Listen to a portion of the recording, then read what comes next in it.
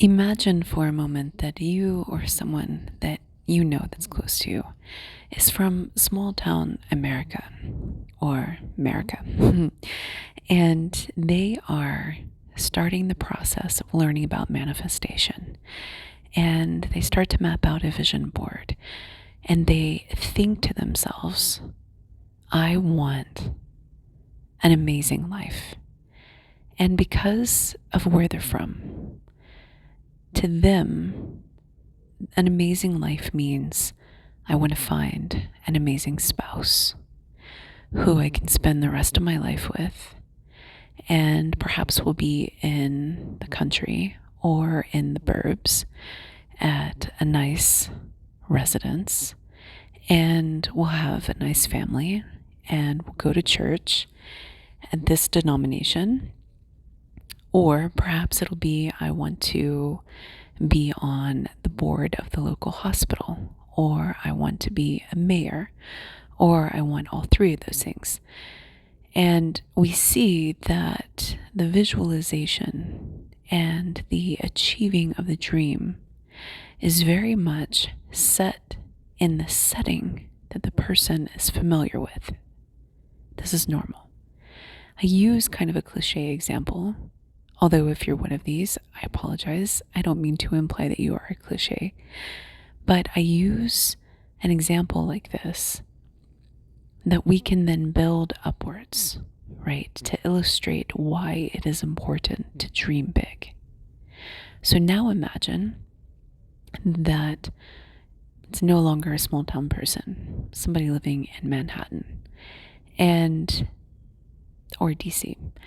Somewhere on the East Coast, big city. And somebody is starting the manifestation process. And they think, okay, I want to be on the Upper East Side.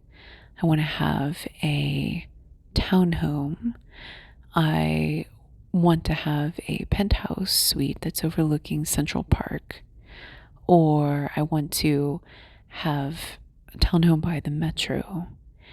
And I want to have job at this law firm, and I want to be doing these deals, and I want to be hobnobbing with these people, and I may or may not want to have a spouse. Depends on where I'm at in my career. I might just do the kid thing solo, freeze my eggs, or I might just be a perpetual bachelor and have an amazing bachelor pad.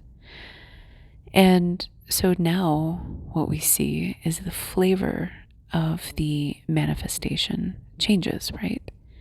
Based on the culture, at least the norms when I was on the East Coast, based on the culture that the person is familiar with. And the benchmarks change, the details change, but ultimately the two people want the same thing. They want their Maslow's hierarchy of needs to be met. That's it. It's actually a little more complicated, but for the sake of simplicity, let's just say that that's it. They want a comfortable, reliable, steady place to live, predictable. Doesn't even have to be the same place. Enough income to be able to support their lifestyle that they're craving. And that looks different depending on the person, where they're at. Some people are not interested in the material at all, and their manifestations are a little bit different. But usually people want a sense of belonging. So there's a loved one, or there's family, or there's community in the picture. There's some degree of materialism, wealth, abundance. Some people want service-oriented, passion-oriented manifestations and are not hyper-focused on salaries or the cars or things of that nature. But a lot of people are, because a lot of people are living in a world where that is recognized as a modality of success. And so as a result, we attach our manifestation ideas to these concepts of success that we are innately familiar with. Love and money are very, very, very common ones. Okay, now let's imagine taking it a step further and saying that we now recognize that there are other worlds and other dimensions. I don't know where you're at, but where I'm at, there are multiple lines of news articles, of people talking about it, of UFO disclosures saying that they're not extraterrestrial, they're interdimensional, and that apparently we, not you and I necessarily, but we collectively have known about this for decades. And today I just watched a TikTok that says that NASA apparently has also known that there are portals. I love this because I know that there are portals. I know that there are portals. There are other people that know that there are portals. I've personally seen portals. I've created portals. I've closed portals. Part of my mystical travel experiences. I don't see them in my everyday reality, but there are some that do. But when I have shifted into some pretty wild places, and I don't have time to go into some of those experiences. I talk about them in previous episodes here and there. You can search for the Easter eggs whenever I reference them. But like I talk about opening a portal in Dallas to Bali in a different time point, like decades previous. So it was like somewhere in the 80s is what it felt like, but I was doing this in 2019. And the scenery changed and shifted and all sorts of stuff. So I have known that there are portals. And what is interesting is that apparently NASA has known too. And I love this because now there's a reconciliation of what I have discovered in my reality shifting adventures, which is there's more than one plane of existence. And we're seeing this echoed throughout other people who have come to the same realization independently. I don't know other reality shifters. I have discovered them through things like social media. But without social media, I would not know that anybody else would know about this. And now there are indications that there are indeed other worlds, stargates, portals, access points to get to these other planes of existence. So whether or not you're familiar with that, whether or not you've been exposed to that in your curated social media channels, just hold on for a second, right? Now imagine being one of those two examples and suddenly finding out that you've been playing small this whole time with your manifestations. It's not meant to be an insult. Imagine for a moment that you have at the tip of your fingers the essence of creation energy, but it is your mind that has been conditioned to believe that the box that we live in, the box that we know, is the only box which exists. And indeed, there are many, many, many, many, many, many, many, many, many boxes. And many people are fine with just being in their box, but there are some explorer types that are excited by the idea of a new frontier. Do all the dimensions look the same? Do all of them have the same president? Is it possible to shift into a dimension where there's intermingling of other beings, other interdimensional travelers? Are there other matrices? Are they all scary? Are they all evil? My personal belief, based on my experience, is that there are other matrices, and most of them are not evil. Actually, it's just an organizing principle, kind of like the FAA for, like air traffic controllers. It's like saying, oh my God, there's an airport, they're all evil. No, most of them are just logistic management organizations. But the logistics are just not anything that we're all familiar with because we haven't been exposed to that. Although, like the Denver airport, seeing the art there, I don't know, maybe that one's a little weird. Maybe that's got a gateway to hell. I would believe it based on some of the things that I've seen. But does that mean that all of the airports are gateways to hell? No, it does not, right? And so we need to shift our understanding of what it means to be in a matrix. Because when we live in societies where the programming, the cultural programming, fiction, movies, books, literature, sometimes these are ways that we collectively work out our fears or our lessons that we don't want to repeat. But unfortunately, this can expose us to ideology that creates a cognitive bias, which then portends this sort of suspicion or this knee-jerk reaction of overgeneralization that, okay, if one thing is like this, then they're all like this. And that is part of the consciousness expansion journey where we need to understand how we're thinking about thinking. This is metacognition. We need to understand how we are exposed to data points, how we synthesize and attach meaning to those data points. This is what Buddhism has been teaching for eons, right? Our attachment to concepts, how we create linkage points between an internal concept and the outside world is ultimately an illusion. And when we don't understand how that happens, when it is an unconscious process, what ends up happening is that we create all of these biases, all of these beliefs, and thus these realities to play out. And I personally believe to shift into, to experience.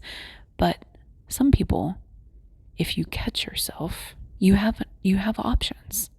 You actually have options. And this is the beauty of doing the shadow work.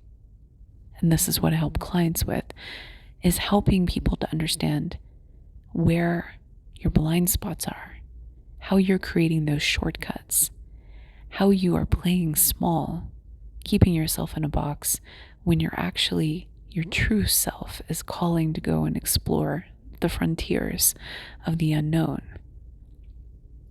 And when you have the essence of creation energy, the palm of your hands, the tips of your fingers, you have a gift, the ability to mold material form to your liking. And one of the recurring things that I hear advice from my guides is dream big.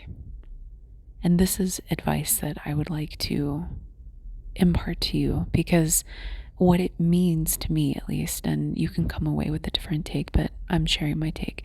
What it means is, don't forget that your present experience is temporary. Don't forget that your present experience is temporary. And the life that you're building, the furthest point of manifestation, is limited based on the fact that we can only see so far with our human cognition. People say, oh, there's no limitations. And I say, well, like when you're in human form, but you can only hold so many worlds in your working memory at one time. And the last I checked, there were Adderall shortages. And, like, and even then you can't take too much dopamine, and it has the opposite effect. You actually don't take dopamine, but you can't hijack your dopaminergic system. There's an inverted U function. And so if you take too much of stimulants or things of that nature, especially if you don't have ADHD, then it actually derails your performance and makes you a really miserable human being to be around. I don't recommend it. But I say that jokingly because ADHD is a working memory deficit.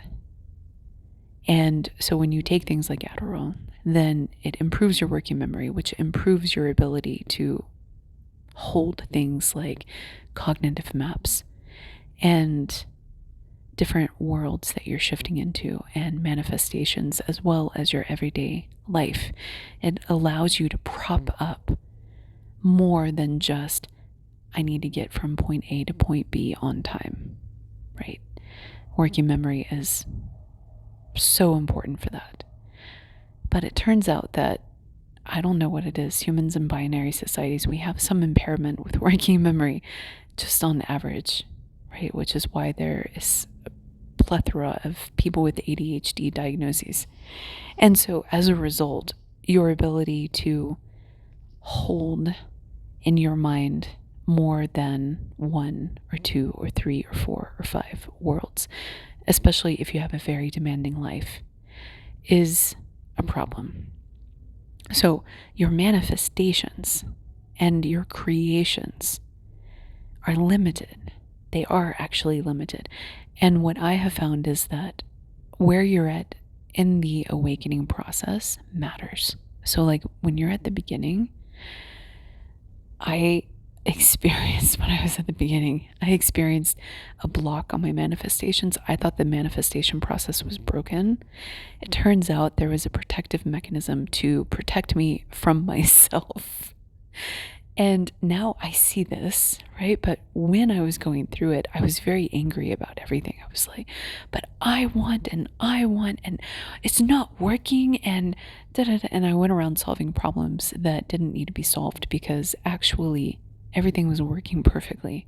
Because had I manifested from that point of awareness, it would have been a sideshow rodeo nightmare from hell. Seriously. And so as a result, as you progress through the awakening process, and many of you already know this, you've already been living it, right? This is just confirmation for what you've implicitly already learned. As you progress through the stages of awakening and you look backwards, you're grateful that certain things didn't work out because you're like, whoa, I really outgrew that ex way faster than I thought that was ever possible. And had we actually stayed, no, that was definitely not. I know I really wanted that at that time, but that was not the thing for my highest path, for my highest good. But when you're in the moment of those breakups or those challenges or losing that job or, having to find another source of income because your initial plan didn't work out, you have feelings about it because of the attachment of what it means to be successful. I met somebody recently like that. Like, things aren't working out. It must mean that I'm not successful. No, it's an invitation to keep going, to keep pivoting, to reinvent, to push in a different direction. And the universe rewards us when we are bold. But when we are stagnating and trying to do the same thing over and over, then very often it doesn't work out very well. But that doesn't mean that we're not being successful. It means that there's an opportunity on the table that we haven't seen yet. And this is a beautiful part of the journey that if you have the drive to be an entrepreneur, then you're going to love that part if you don't already. But when we are going through those moments of hardship or challenge, and especially when we don't realize that we're playing small and the universe blocks us, we can have a lot of resentment. We can have a lot of anger or frustration or embarrassment. And that is when perhaps you should dream bigger. Because if there are indeed multi-matrices, multi-worlds, multi-dimensions, then is your highest goal to be head of the PTA at your child's school when you have creation, the essence of creation at your fingertips? If there are multi-collectives where you can design different ways of living, where you can experiment with solving problems that you see in the collective that you're in that really bother you. Like I knew somebody that wanted to solve currency and have a micro society that didn't have currency and was working out a solution for that. I myself am really into designing advanced technology for consciousness modulation technology in particular. I actually have a lot of different projects, but to create ethical connections with different systems of transportation and ascension protocols and helping people to awaken, doing so in a very secure and fair manner. Because in my experience, in some places and not every place, some of the advanced technology, the human technology, had been capitalized for selfish reasons and for lower order sentient reasons. And I believe that it is a travesty when that happens. So I have submitted several designs to the collectives and the collective boards. I don't know if it's relevant where you're at, because it really depends. And I don't even know if where I'm at presently, those are being implemented. But this is sort of the point: when you have the ability to create, the drive to create, the passion to create, then why limit yourself to just one box? Why not create for the collective too? In addition, for yourself, always take care of yourself.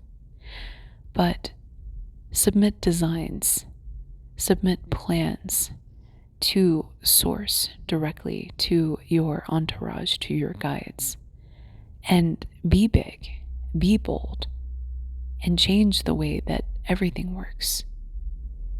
You don't have to play small, and you don't have to be confined to just your life.